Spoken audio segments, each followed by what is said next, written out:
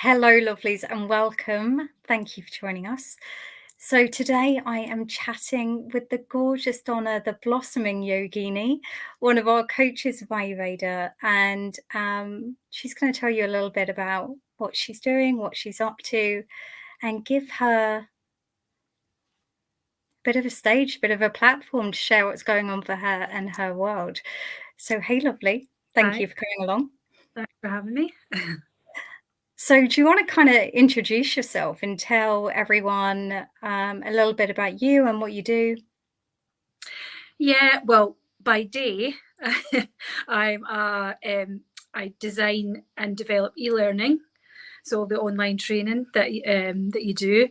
Um, if you work in a corporate industry, of course. And by night, I am a I teach yoga, and I'm a belly fit instructor as well. So that's my true passion. Obviously, is the teaching yoga and the teaching belly fit, which is a new thing I've literally just started in the last couple of weeks, which I'm loving and really excited about as well. And I have to say, like looking at your page, your like Instagram and Facebook page, it's just so beautiful. Like I absolutely love what you share. It's so heartfelt and oh, you can just feel your energy behind it. And it like there isn't a post that you've wrote that I haven't gone, wow. So do you want to tell us a little bit about kind of what led you into this? Where does that come from? Where does that passion come from? Well, I started teaching yoga. It'll be about 5 years ago, and I've always loved yoga. I've done yoga since I was in my 20s. I'm 45 this year, so I've done yoga for forever, and I've decided to take the step 5 years ago to teach it because I just love it, and I just love teaching.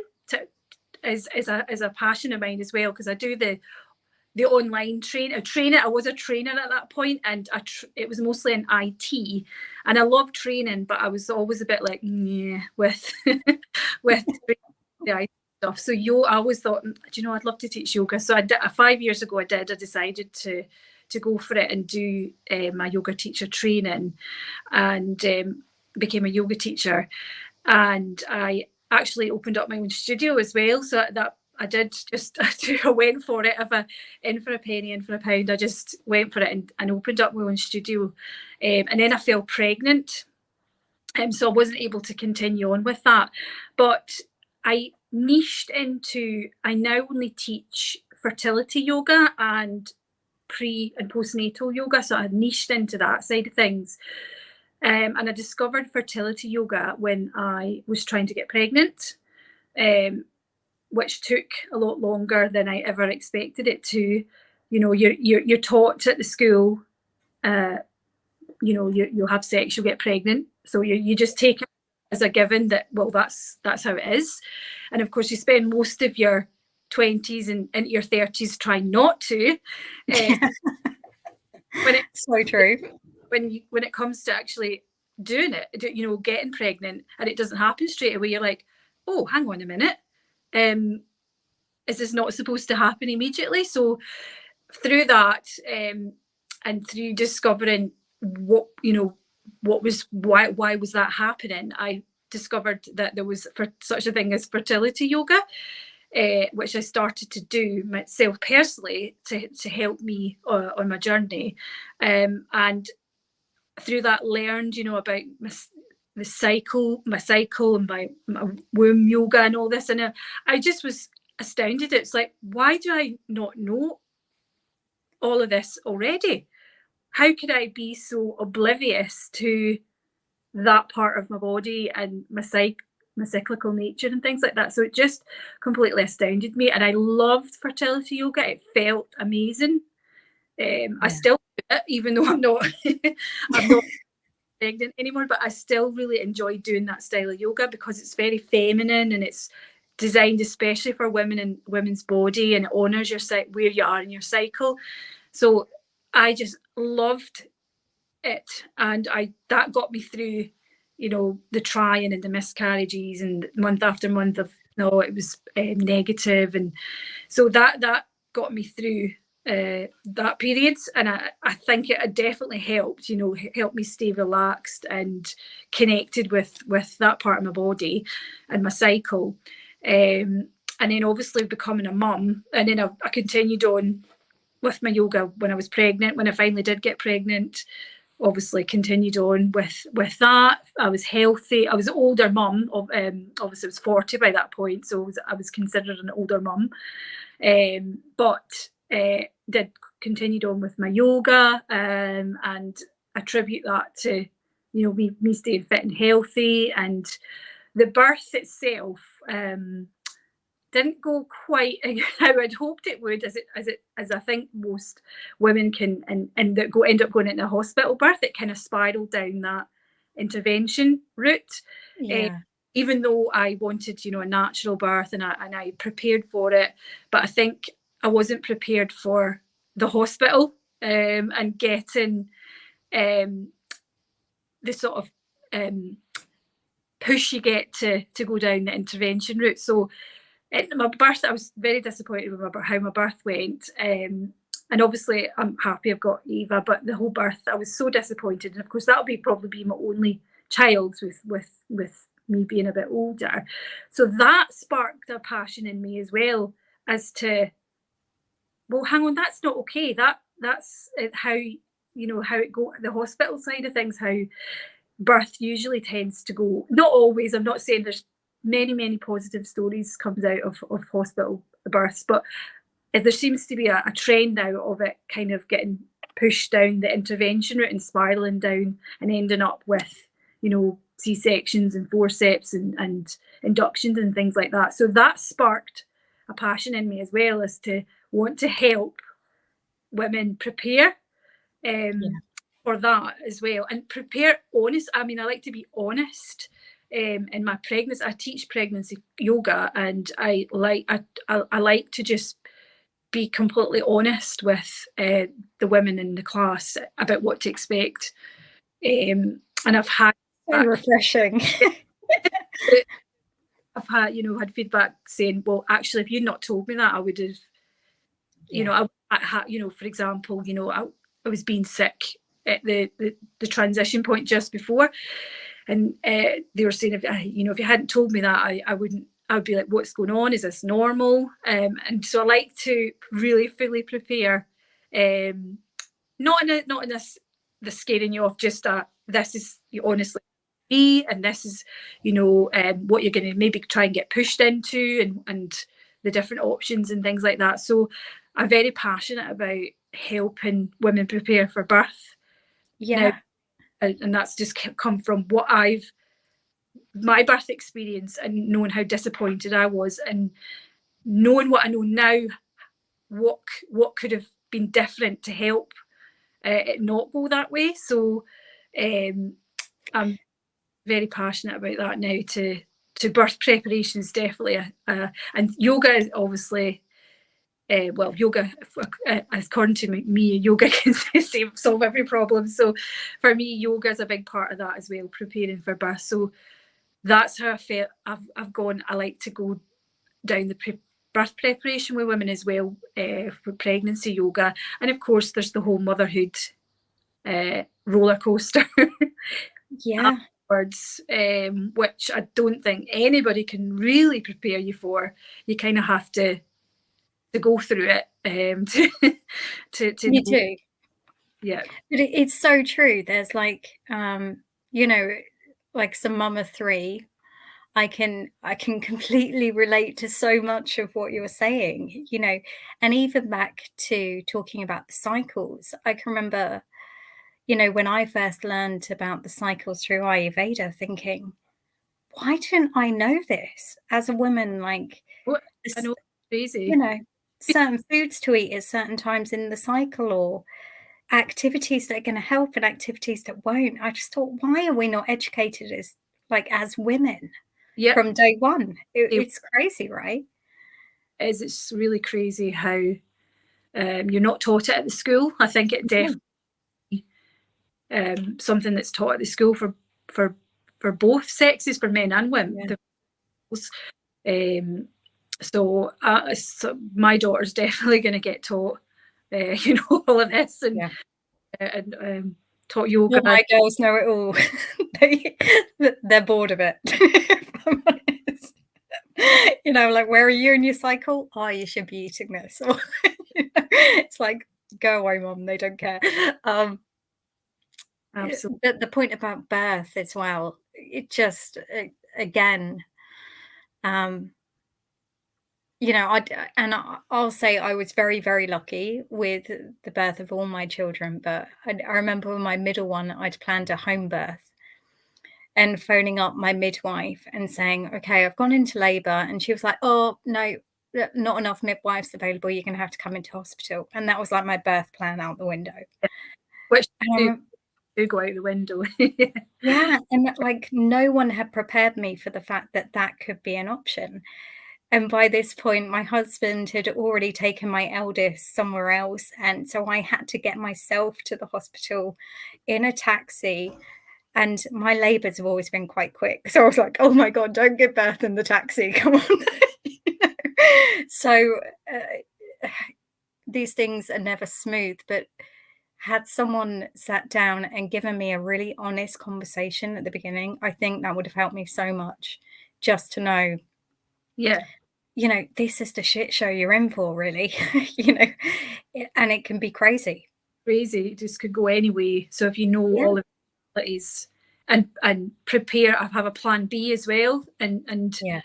yeah, definitely. Um, But at the same time, there's parts that are beautiful, so I don't wanna take away from that, you know, there were parts of my birth that were beautiful, not my birth, my children's birth, but, yeah, there were times that were just pure trauma.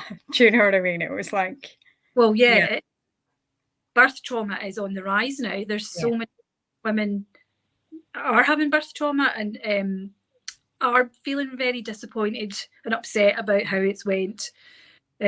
So I think there definitely needs to be a movement of really truly preparing for um, birth, and also educating exactly how it works, the yeah. physiology, how to move during birth, and really prepare for it, and get the partners involved as well, definitely. The partner should be um, getting on board with it as well, because Definitely. no point you preparing if your partner's just not completely unprepared, which is what happened in my instance. But so that I definitely think the partners should be fully involved and fully educated as well, and what how it works and what their role is, what their role in it as well.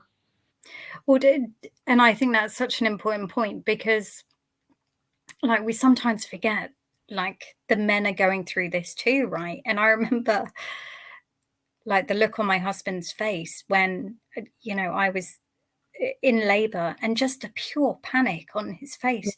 And I remember, like, being worried that he looked so, like, in anguish at how much pain I was in.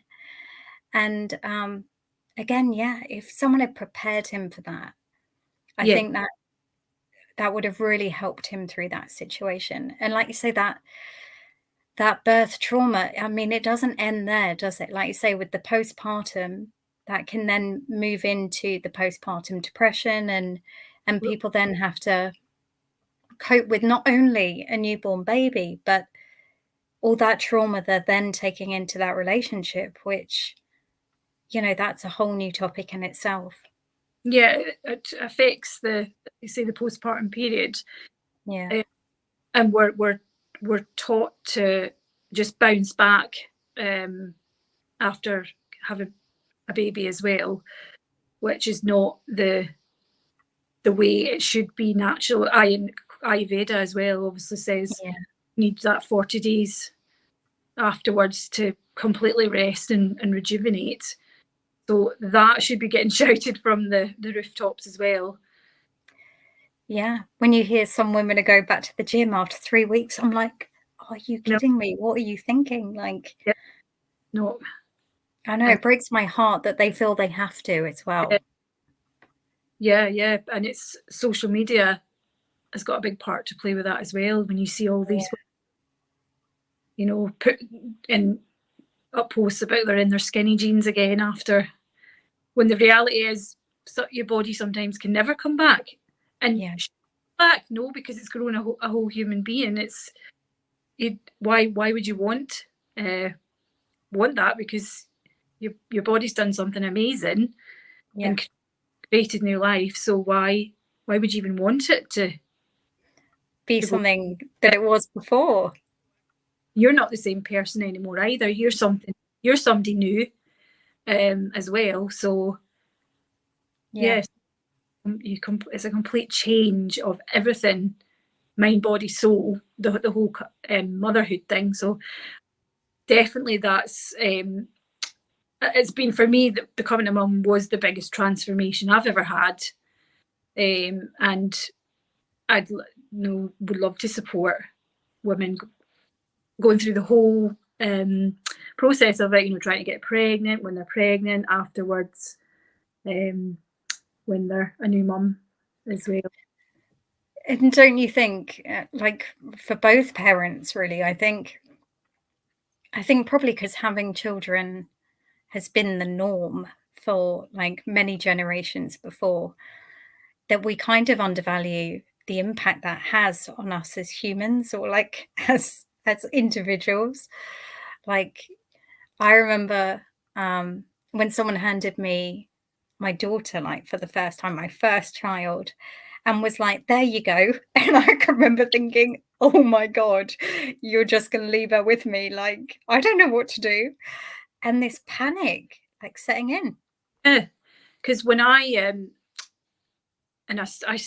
speak about this openly in my classes, and also when I was doing my postnatal classes, spoke about it openly as well, in the hopes that the mums that were there would be able to speak openly about it as well. When I got handed my daughter, I didn't have the overwhelming love. I was just in shell shock. I was in complete shock and overwhelm at that point. So as Yeah. you, I got handed the baby, and I was just in complete shock and overwhelmed. And I'm just like, what is this? Like, what am I supposed to do? Yeah. So it's not instant for some women it is, but for many women it's not this instant, you know, No. love, and it can take time for the bond to form, and that's completely normal, and that is okay, and it's not anything Definitely. guilty about, at all. It's very normal, and it's okay, and I just wish more women would be honest and open about it, so that every mum would know, oh, that is, oh, I feel like that, that's okay, that's normal, and the bond will come. So And yeah. it's not a reflection on you, right? It's kind of like for me, it was certainly like all of my children, I felt a different reaction. And that was like clearly nothing to do with them. It was to do with where I was at that time. So like I know my first child, it was like just pure panic. I was like, oh my God, like I don't feel responsible enough to look after myself. How am I supposed to look after someone else?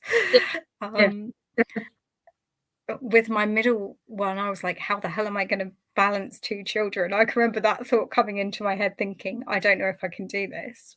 yeah, And it's funny though, with my third one, I'd kind of, I think, and everyone's different, but for my third child, I was kind of at the point where I was like, "Ah, just roll with it. Third child, it'll be fine." And it all felt a little bit easier. I think what it was I had the confidence in myself, and I think until you've been through that, until you've navigated parenthood. Like I say, for me, it was like at least till my third time that I thought, actually, do you know what? I think I'm okay. yeah. um, you know, it's a lot. It is a lot, and the notion that you're supposed to just instantly know what to do, and that's nonsense as well, because you don't. You don't have a clue. No. um in the beginning you're learning, and the baby's learning how to live in the outside your womb, and you're learning how to look after them, and you're getting to know each other. So it is very much a steep learning curve in the beginning, and you don't know, all this knowledge just doesn't come to the forefront. No, you're very much learning And with every baby's different. different. There's no manual No. something, and then you try it and it doesn't work for your baby. So it's just, Yeah. it's trying quite a lot of the time as well. Yeah, and it's so true. Like I breastfed like all three of my kids, but my third one, you would expect, that would go smoothly. I'd breastfed two children before, no real issues, other than the kind of, the beautiful cracked nipples and all of that sort of thing while I was learning. But by my third child, I thought, oh, I'd probably got this nailed. No, like he didn't want to do it, and it all got really difficult. And then, and that judgment comes in, and I think there isn't anyone that we judge more than mums, if I'm perfectly honest. Yeah, Um, yeah, definitely. They're held to such high standards, oh God, yeah, and it's not motherhood's not, given the, the absolute honor, and it should be, because it's the most important job in the world, yeah, hardest job in the world. yeah, And you're just expected to go, as you say, go back to work and work full time and then be a mum as well, which is just not how it's really meant to be either. You're literally doing two full time jobs at the yeah. same time. It's really difficult for mums, I think. Uh, and you're damned if you don't. If you go back to work, You're know, judged either way.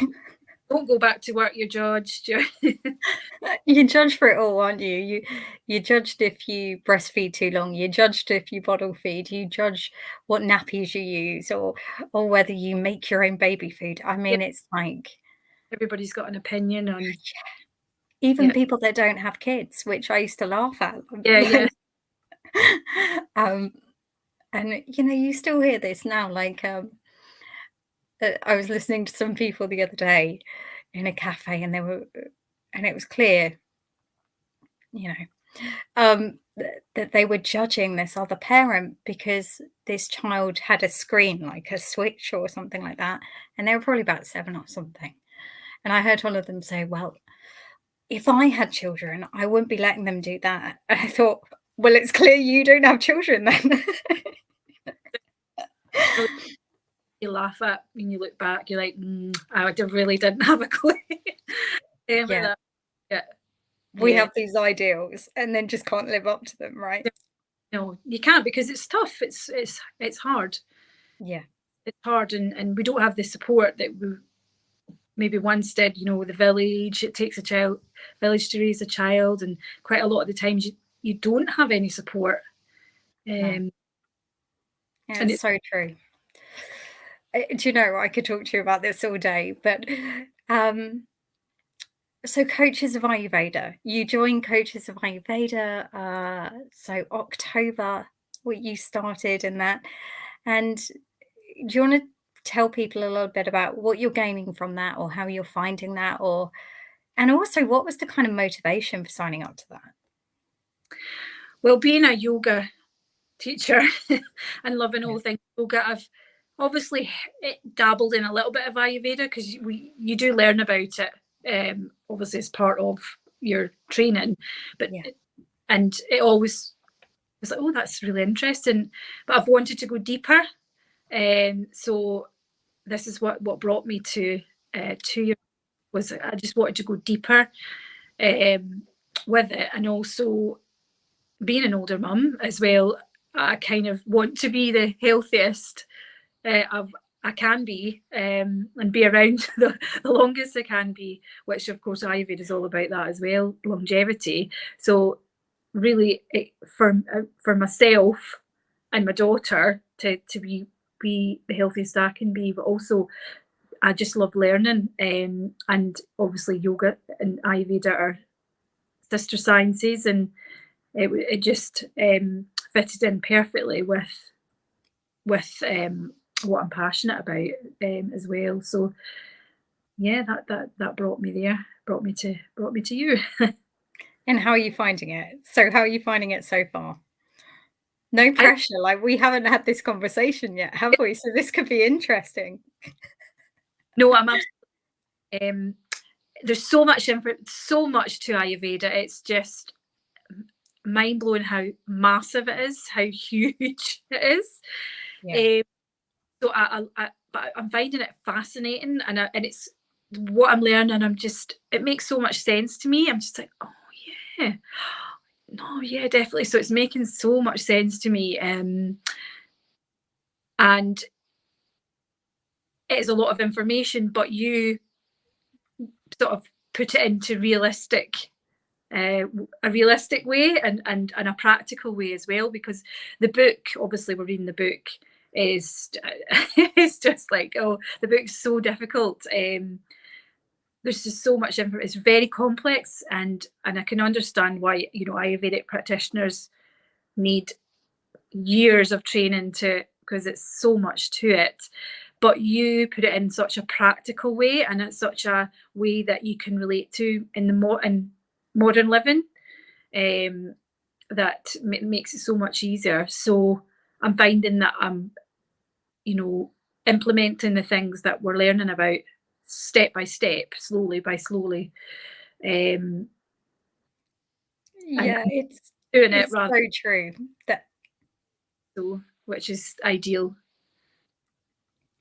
I mean, I completely relate to what you say about the textbook. I remember when I first read that textbook thinking, "I'm not sure I'm ever gonna get this." Like, it just when I and, like, even now I read it, um, like, so I'll go back to a chapter before I'm about to teach a module, and I'll think like, some bits I just think, "Oh, I love that," and then other bits I'm like, "Wow, even that's too esoteric for me." And I'm Yeah, quite esoteric.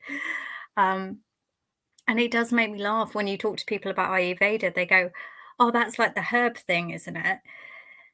And I'm like, "Yeah, but there's, yeah, like, so so much, much."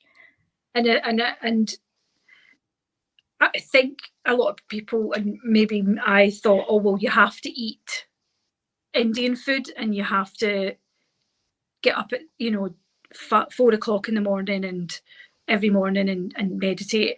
So I always thought it was very rigid and too many rules, and you wouldn't be able to eat this and not eat that. But actually, it's not that at all. It's just really learning to live in sync with nature, and um, so that's been a really eye opener as well. To, well, I don't need to eat, you know, kitchery every every day Oh, for no.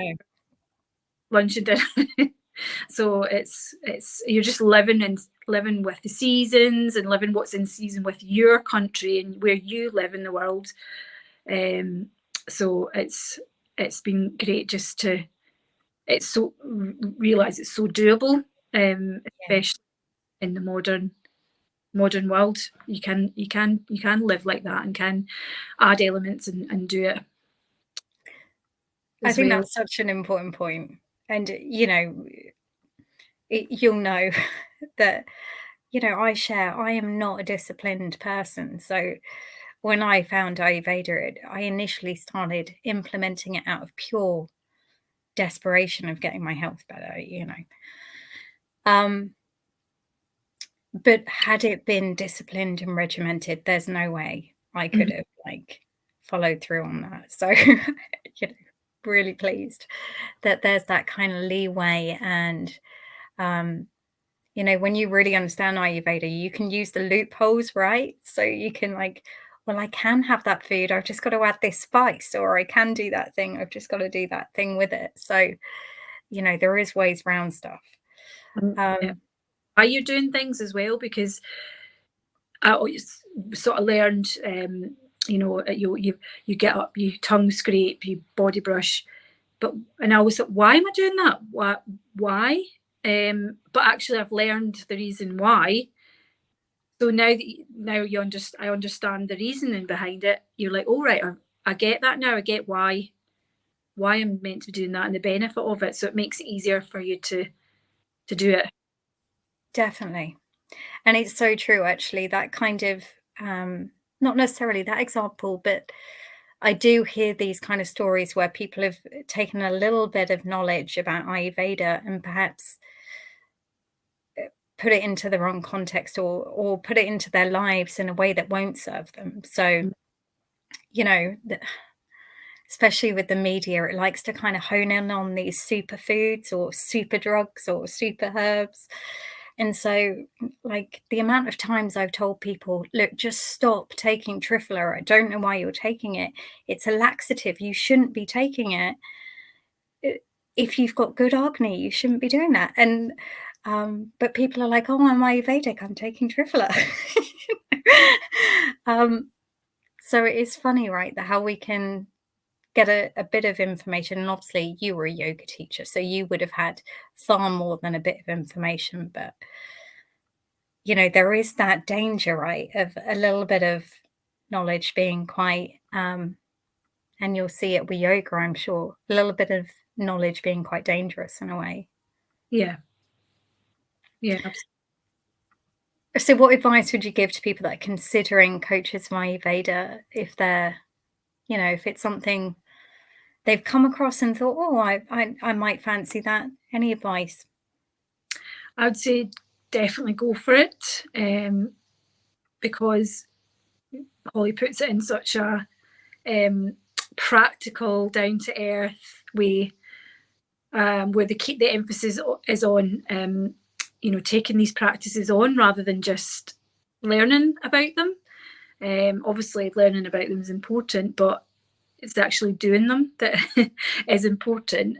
And the sessions are very interactive. There's a lovely group of women taking the course as well, so you get to practice. You're all in the same boat. So you can, be really supportive of each other, especially if it's something you've never done before, like coaching and things like this, or starting up a business. It can be a little daunting and scary. So if you've got a group of women who are doing it along with you, that makes it so much easier to get to do it and get going with it. So I would say definitely go for it. You won't regret it. Bless you. And do you know what? Like, your group, your cohort, it's been like, it's such a pleasure. I love our Wednesday Ayurvedic sessions where, you know, and bless you all, you just go with me, even when I'm like, right, you're all going to lead meditations today. And there's like a little bit of, and then you're like, oh, okay, let's do it. And you all support each other. And, you know, there's no judgment. And there's that real kind of camaraderie of like everyone lifting each other up. And I love that. There's like this real kind of womanhood that goes on. Yeah. And it's beautiful. Mm-hmm. Women Really. support. Yeah. Yeah. Okay, lovely. So do you want to tell people how they can find out more about you, where they can go, watch your pages, and of course we can put them in the links below and what have you as well. So I'm probably most active on Facebook, The Blossoming Yogini. I've got Instagram as well, and I've got my website, which is www.theblossoming.yogini.com. And on there I have a free ebook that I created. So I'm going to create some courses, online programs around fertility and birth, and then probably post-natally as well eventually, once I've got those other two out of the way. And just I'm doing it through the lens of the chakras. I think that is a perfect lens to look at this through. It just fits in beautifully. It's a framework to work with, because getting pregnant and giving birth is an energetic process, and your mind, body, soul. So I look at it through the lens of the chakras. So I'm creating a couple of online programs, fertility through the chakras and preparing for birth through the chakras as well. And I've created an ebook on my website for fertility. So it's just really It's a little wheel of life, but I've called it chakra of life. So it's a little test where you can, similar to a wheel of life, but I've looked at it through the lens of the chakras. You can see all the elements of fertility through the chakras and score yourself. And I've given a little section for each chakra, explaining a bit and the practices surrounding that. So it's a little bit of a snippet of what the actual program will be like once I get it completed. So yeah, so you could go over to my website and download that if you're interested. It sounds fabulous. And I think I shared with you the other week that, had I seen like a course through like birth through the chakras or something like that when I was pregnant, I would have I would have so been there. So yeah, a little bit jealous for the women that get to do it. That's the kind of thing I would do. I would have been like, yeah, like you say, here's my credit card, here, Yeah, sign me up. I'm there. Yeah. Well, thank you so much for joining me. Really appreciate you coming along. It's been so lovely to hear about everything you're getting up to. And I cannot stress enough just how beautiful Donna's posts are. Honestly, just go check out her Facebook page. There's it's the real raw beauty of birth and motherhood and fertility, and you just communicate it so well. And it's just so inspiring, lovely. Thank you. Thank All you right. for having me. Oh, my pleasure. All right. Well, we will see you soon. Take care. Take care. Thank you. Bye. Bye.